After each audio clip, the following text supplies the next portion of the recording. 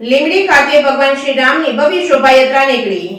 લીંબડી ખાતે ભગવાન શ્રી રામની ભવ્ય શોભાયાત્રા નીકળી તે અયોધ્યામાં તારીખ 22 જાન્યુઆરીના દિવસે ભગવાન શ્રી રામની ભવ્ય પ્રાણ પ્રતિષ્ઠા મહોત્સવના લોકાર્પણમાં ભારતના વડાપ્રધાન નરેન્દ્ર મોદીના હસ્તે ઉદ્ઘાટન થવા જઈ રહ્યું છે। ત્યારે તેની પૂર્ણ તૈયારીઓના ભાગરૂપે આજે લીંબડીમાં નીલકંઠ વિદ્યાલય ખાતેથી ભગવાન શ્રી રામની ભવ્ય શોભાયાત્રા પ્રસ્થાન કરી શહેરના મુખ્ય માર્ગો પર નીકળી હતી। આ શોભાયાત્રામાં સ્કૂલના વિદ્યાર્થીઓ વેશભૂષામાં સજ્જ થઈ ભાગ લઈને આ શોભાયાત્રાના સહભાગી બન્યા હતા। આ કાર્યક્રમમાં લીંબડીના ધારાસભ્ય કિરીટસિંહ રાણા તેમજ લીંબડી મોટા મંદિરના લાલદાસ બાપુ તેમજ સ્વામિનારાયણ સંપ્રદાયના સ્વામીજી તેમજ નીલકંઠ લીંબડી વિદ્યાલયના સંચાલક લાલાભાઈ પટેલ સહિતના ઉપસ્થિત રહ્યા હતા। Reporting by Bharatsinh Parmar, Surendranagar. જય શ્રી રામ।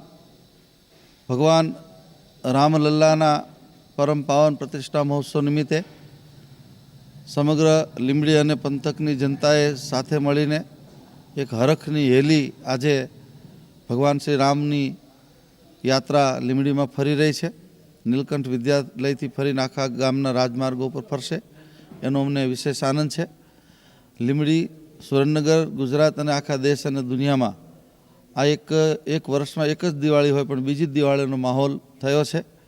600 વર્ષથી જેની આપણે રાહ જોતા હતા એવા ભગવાન રામલલ્લા પોતાના પાવન સિંહાસન ઉપર બાલ સ્વરૂપે 22 તારીખના રોજ આદરણીય યશસ્વી વડાપ્રધાન મોદી સાહેબના નેતૃત્વ નીચે અને દેશના શીર્ષસ્થ બધા સંતોના સાનિધ્યમાં પ્રાણ પ્રતિષ્ઠા મહોત્સવ ઉજવવાનો છે।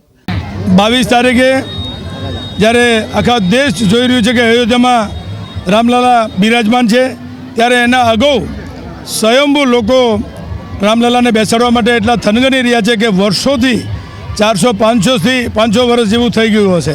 એમાં સમગ્ર ભારત આજે હર્ષ અને લાગણીથી દરેક અલગ અલગ રીતે પોતપોતાના વેશમાં અને ખૂબ લાગણીથી દરેક સમાજના લોકો જોડાય છે અને આ રામલલા બિરાજમાન છે। ત્યારે 22 જાન્યુઆરી પહેલાં જે 22 તારીખે ભવ્ય કાર્યક્રમ થવાનો છે એ નિમિત્તે સમગ્ર જિલ્લો હોય, તાલુકો હોય, ગામડું હોય, છેવાડાનો માણસ પણ રામલલાને બિરાજવા માટે આ બધા થનગની રહ્યા છે।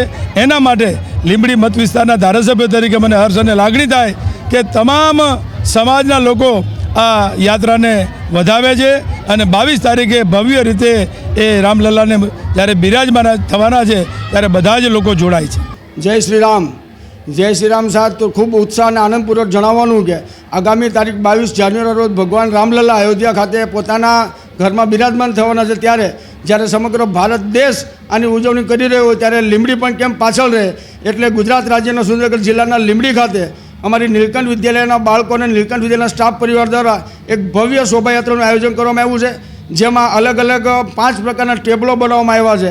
જેમાં એક વિરાટ ગદા કે જેનું વજન 108 કિલો છે, એ જ પ્રકારે વિરાટ બાણ બનાવવામાં આવ્યું છે જેનું ધનુષ્યનું વજન ઓછામાં ઓછું 55 કિલો અને એની લંબાઈ છે 12 ફૂટ। આ સિવાય ભરત મિલાપ, ઋષિમુનિઓનો યજ્ઞરક્ષા અને આ સિવાય અનેક પ્રકારના આકર્ષણો સાથે રાખવામાં આવેલા છે। વિદ્યાર્થીઓ દ્વારા તલવારબાજી, આ સિવાય વિદ્યાર્થીઓ દ્વારા તલવારબાજી તેમજ લાકડી દાવ વગેરે જેવા પોતપોતાના આકર્ષણો અને કરતબો રજૂ કરવાના છે। લીંબડી શહેરના સૌ લોકપ્રિય અને રામ ભક્તો, જનતાઓ તેમજ VHP, RSS અને ભારતીય જનતા પાર્ટીના સૌ કાર્યકર્તાઓ ખૂબ મોટી સંખ્યામાં આ શોભાયાત્રામાં હાજર છે। આ વિસ્તારમાં અમારા ધારાસભ્ય માન્ય શ્રી કિરીટસિંહ રાણા સાહેબ, મોટા મંદિર લીંબડીના મહંત શ્રી લલિત કિશોરદાસજી બાપુ તેમજ રામકૃષ્ણ મિશનના મહંત શ્રી પ્રફુલ્લ મહારાજ પણ આ શોભાયાત્રામાં હાજર છે અને ખૂબ જ આખું લીંબડી જાણે અયોધ્યામાં માહોલ બની ગયો છે। એટલે ખૂબ અમને આનંદ અને રાજીપો વ્યક્ત કરીએ છીએ। ભગવાન રામ અમારા સૌ ઉપર રાજીપો વ્યક્ત કરે અને અમને બધા એમનો રાજીપો પ્રાપ્ત થાય એવી સૌની આશા છે। જય શ્રી રામ।